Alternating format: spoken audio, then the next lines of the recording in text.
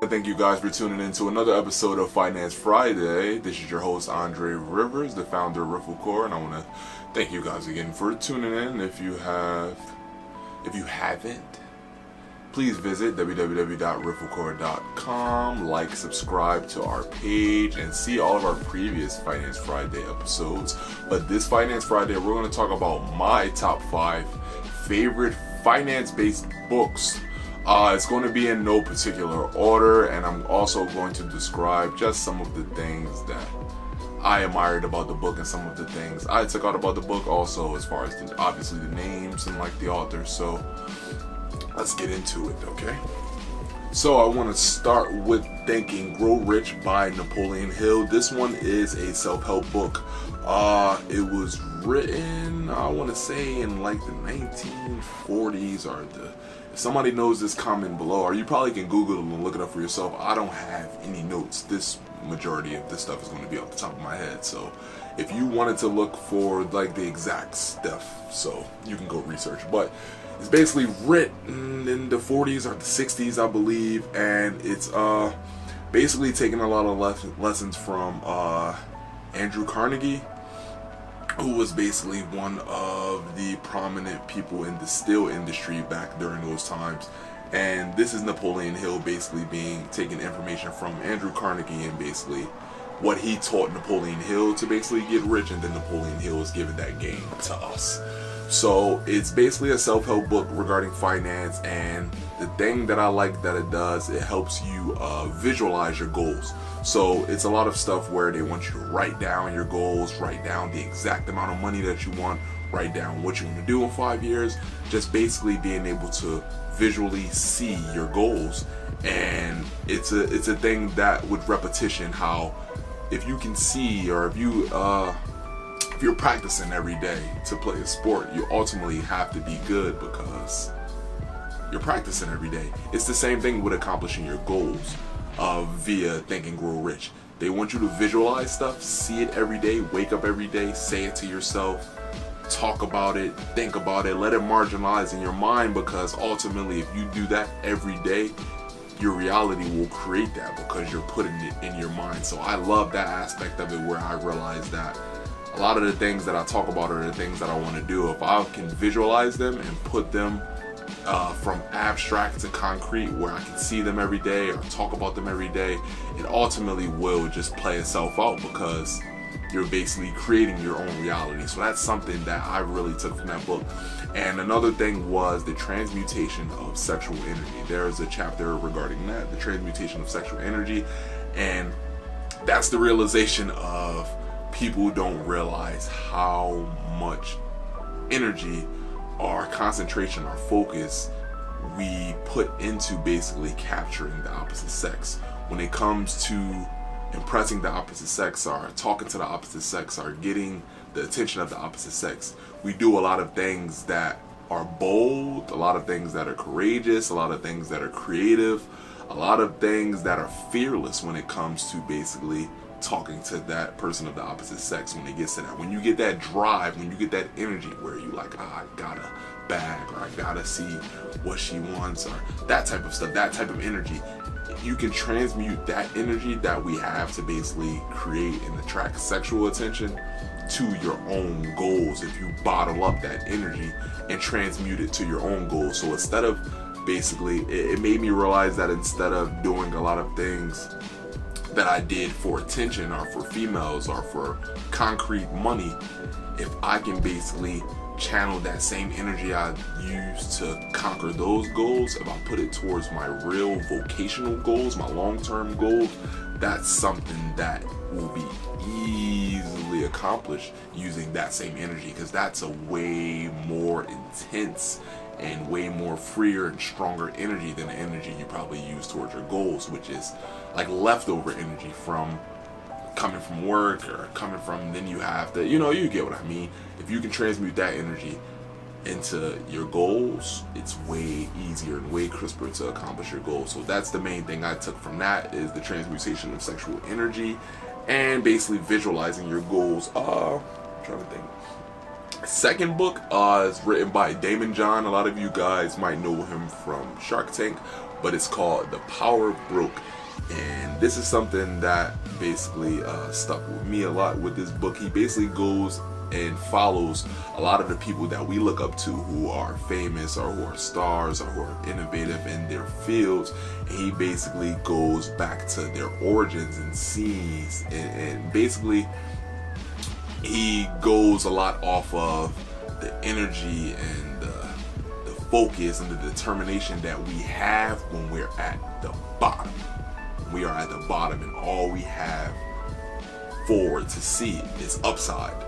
You have a whole different swagger because you have nothing to lose. So he basically gets us to manifest the power or the energy that comes from being broke or from being poor or from not having a lot of resources, because you have to create, you have to be creative, you gotta be courageous, you gotta be strong, you have to be all of that stuff when you're at the bottom. And then ultimately the upside that comes with that when you don't see anything but wins because you don't have that much to lose.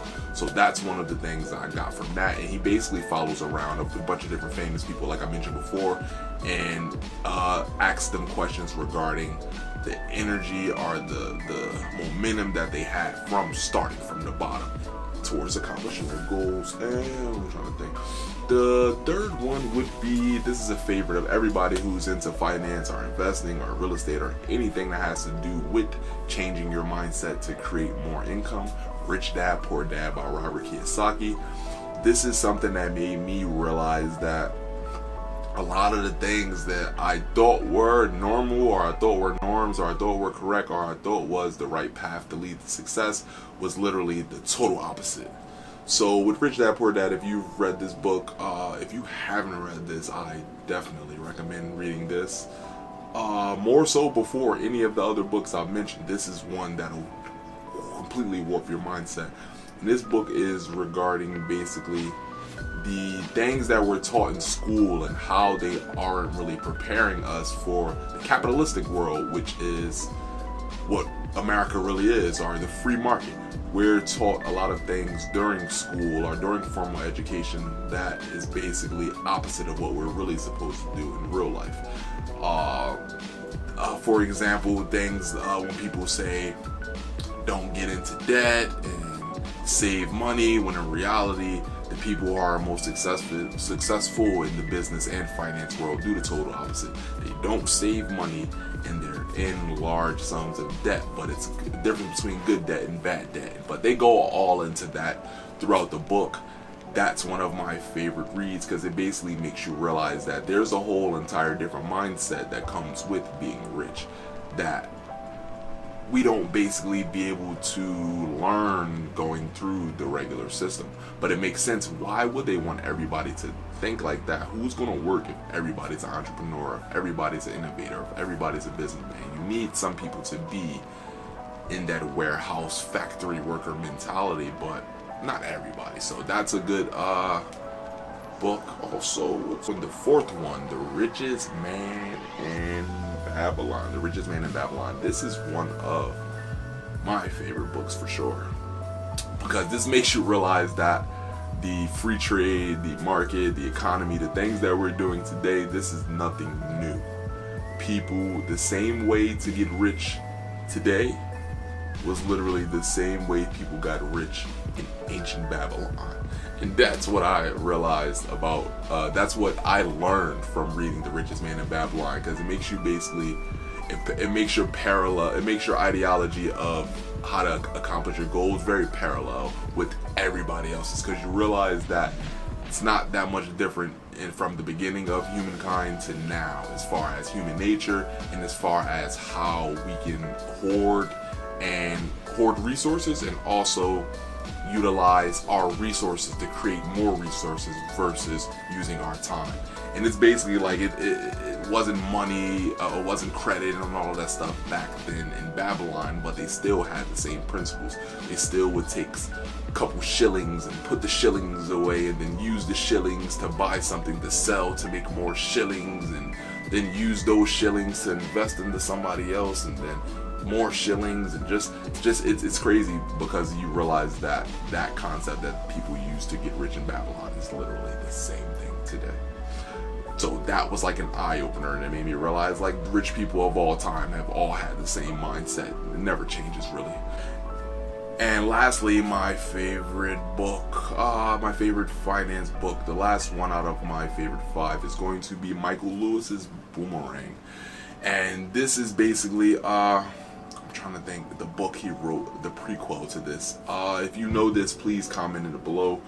But this book is basically about the banking and financial institutions around the world, the central bank, the Federal Reserve, and how basically money isn't real, and how just different countries realize that they're getting played with by the Federal Reserve and by the central banks, and how different countries basically view this capitalistic society or this free trade global economy with central banks and stuff like that, and how basically these banks go into other countries and loan them money and basically thwart their whole economy and make them have to do stuff to basically be able to even stick with the whole concept. It's a very, very, very deep book. It's very, very, very hard for me to explain if you don't really have a lot of ideology or if you don't have a lot of knowledge about like the banking industry. But if you read it, it basically explains the ins and outs in the beginning, and then it goes into like the corruption aspect of how this federal system of banking is going into these countries and basically enslaving the countries economically. So if you guys have any books that you want to recommend, just finance-based books, there's a million other books that I love to read, but I wanted to talk about books today that basically tackled finance issues, or they helped you become better financially. Because there's 30 books I could have talked about that had to do with trading and cryptocurrency and self-help. What is Emily Wapnick, How to Be Everything? That's one of my favorite books. I'm not going to go into a spill about all of these, but these are my favorite finance books. So if you have a chance, look those up. Let me know below which one of those are your favorite book, and if you have any recommendations of other books we can check out, us at Riffle Core and our fans at home and our subscribers and listeners and everybody else. So I want to thank you guys again for tuning in. My name is Andre Rivers, and this is Finance Friday.